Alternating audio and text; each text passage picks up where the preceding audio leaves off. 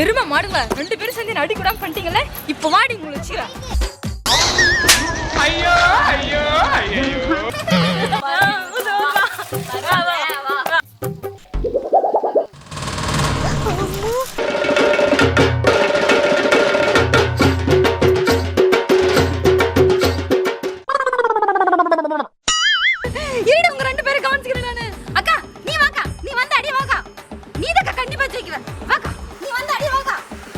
சிங்கம் களை இறங்கிருச்சு.